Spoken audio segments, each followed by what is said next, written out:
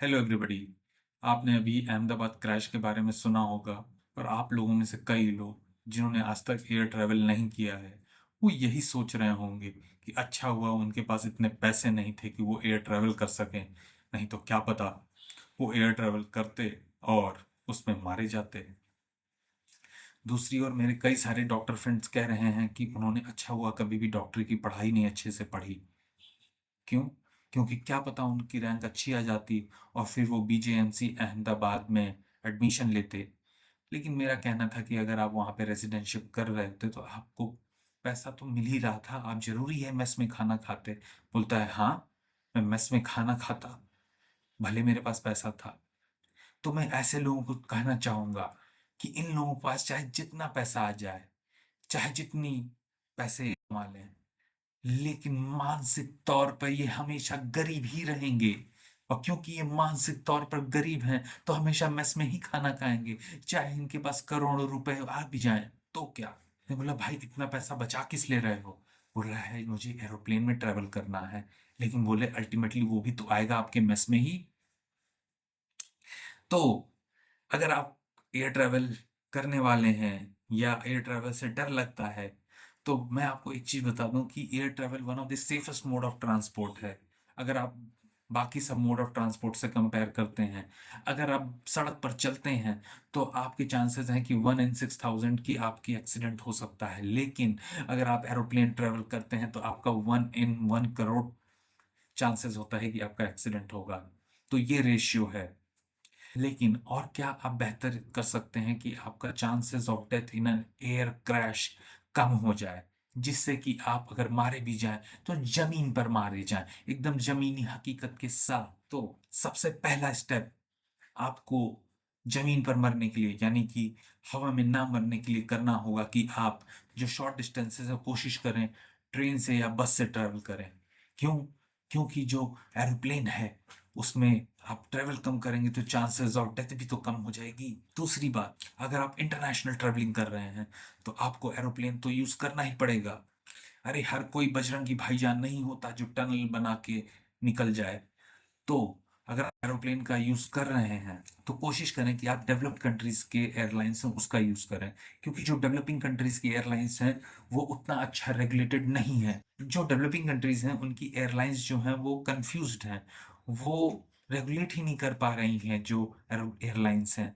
लेकिन जो developed countries हैं वहाँ भी कंफ्यूज्ड हैं, लेकिन थोड़ा कम कंफ्यूज्ड हैं। तो इसलिए आप देख रहे होंगे डेवलप्ड कंट्रीज की जो एयरलाइंस हैं वहाँ एक्सीडेंट्स कम होते हैं। तो आप हमेशा कोशिश करें, जब भी आपको देश प्रेम आए, देश प्रेम आएगा तो आपको लगेगा कि हमें मेक इन इंडिया को सपोर्ट करना है। उसके लिए आपको जरूरी नहीं है कि हमेशा एयर इंडिया में ही ट्रेवल करना हो। आप अपने आप को बचाएंगे और अपने आप से जब सर्विस देंगे तो वो भी तो मेक इन इंडिया का ही पार्ट है। तो आप कोशिश करें कि फॉरेन एयरलाइंस का यूज करें, जिसके कारण जब आप ट्रैवल करें तो आप सुरक्षित रहें। आप डिपेंड करता है कि आप किस तरह। तीसरा पॉइंट बहुत ही इंपॉर्टेंट जो इस समय न्यूज में है कि आप कैसा एरोप्लेन पे आप बैठ रहे हैं। कैसे एरोप्लेन में बैठ रहे हैं इसका ये मतलब नहीं कि आप सही से बैठ रहे हैं गलत तरीके से। आपके बैठने के तरीके पर मैं नहीं बोल रहा हूँ, मैं बोल रहा हूँ कैसे एरोप्लेन में बैठ रहे हैं, मतलब एरोप्लेन कौन सा है। अगर बोइंग का एरोप्लेन है तो आप ये समझिए वो फ्लाइंग कॉफिन नहीं है, फ्लाइंग कब्र है। और फ्लाइंग कब्र में उड़ा नहीं जाता। तो बोइंग के जो एयरक्राफ्ट हैं या बोइंग के जो एरोप्लेन्स हैं, आप उनसे क्या कर दें, टाटा बाबा। और कोशिश करें कि आप यूज करें जो एयरबस के एयरलाइंस हैं, क्योंकि वो अभी तक देखा जाए तो उनका सेफ्टी रिकॉर्ड अच्छा रहा है। फिर हम आते हैं वेदर के बारे में बात करते हैं। नॉर्थ ईस्ट और कश्मीर का वेदर जो है वो काफ़ी अनप्रिडिक्टेबल रहता है और काफ़ी मूसलाधार बारिश होती है। और मानसून भी काफ़ी यहाँ पे बारिश कराता है। इनफैक्ट चेरापूंजी आपको मालूम होगा वहाँ सबसे ज़्यादा बारिश होती है। तो ऐसी जगहों पर ऐसी जगहों पर एयरप्लेन फ्लाई करना एक टफ चैलेंज होता है। तो इसलिए कोशिश करें कि अगर आपका बस से रेंग कर आपका काम बन जाता है या ट्रेन से रेंग कर आपका काम बन जाता है तो एरोप्लेन पे ट्रैवल करने की कोशिश ना करें। पांचवी चीज जो सबसे इंपॉर्टेंट है, याद करिए अपना बचपन जब आप ट्रेन में ट्रैवल करते थे। तो अगर आप गरीब थे तो आप स्लीपर क्लास में ट्रैवल कर रहे होंगे या फिर जनरल बोगी में ट्रैवल कर रहे होंगे। तो आपने उस ट्रेन में कौन सी सीट लेने के लिए आप हमेशा आतुर रहते थे?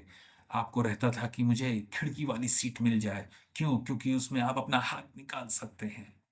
लेकिन फिर आप बड़े हुए, आपको पता चला अरे एक तो इमरजेंसी वाली भी होती है। जनरल बोगी में ही बात कर रहा हूँ।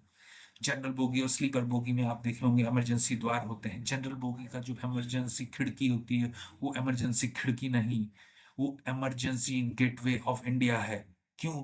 क्योंकि से भाई उसमें से पूरी पूरी आंटियां एकदम अंदर बाहर हो जाती हैं। तो ऐसे ही जब आप एयरप्लेन में ट्रेवल कर रहे हो तो इमरजेंसी खिड़की के पास वाली सीट लेने की कोशिश करें, क्योंकि तब आप अपनी पूरी पूरी बॉडी एक साथ एयरप्लेन का जब क्रैश हो रहा होगा आप निकाल पाएंगे और बच पाएंगे। जब भी आप सीट ले रहे हैं तो कोशिश करें पीछे की सीट लें।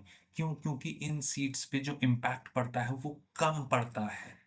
कम पड़ता है तो इसके कारण जो है आपकी इंजरी होने के चांसेस कम हो जाते हैं। तो इसलिए जब भी आप एयर ट्रेवल करें, इमरजेंसी खिड़की के नजदीक और पीछे वाली वो आप लें। छठा पॉइंट, आप कोशिश करें मॉर्निंग में ट्रैवल करें। क्यों? क्योंकि जब आप मॉर्निंग में ट्रैवल करते हैं तो आप थके नहीं होगे। अगर एरोप्लेन में आप थके हुए बैठोगे तो अगर क्रैश भी हो गया तो आप थके रहोगे, बोलोगे मैं क्यों उतरूं, अब मैं थक चुका हूं इस जिंदगी से, मैं यहीं बैठा रहूंगा। लेकिन अगर आप सुबह ट्रैवल करोगे तो आप हमेशा एनर्जी में रहोगे और आप उस समय कूदना चाहो तो कूद भी जाओगे, जैसा कि अभी अहमदाबाद वाले क्रैश में देखा गया। दूसरा, जो आपका पायलट है वो भी जगा हुआ है, वो भी एकदम फ्रेश है, तो उसका दिमाग सही से काम करेगा। तो तब भी एक्सीडेंट के चांस कम हो जाएंगे। एटीसी सुबह के टाइम ज्यादा वहां के एम्प्लॉय फ्रेश रहेंगे, और ज्यादा फ्रेश रहेंगे तो गलत डिसीजन लेने के उतना ही कम चांस है। तो कोशिश करें हमेशा कि जो सुबह की एयरलाइन है उसको आप यूज करें, ना कि रात की एयरलाइन जिसमें आपको अपना एक दिन बचाने को सोच रहे हो। अरे एक दिन तो बहुत आते जाते रहेंगे, अपनी जिंदगी अगर सलामत रही।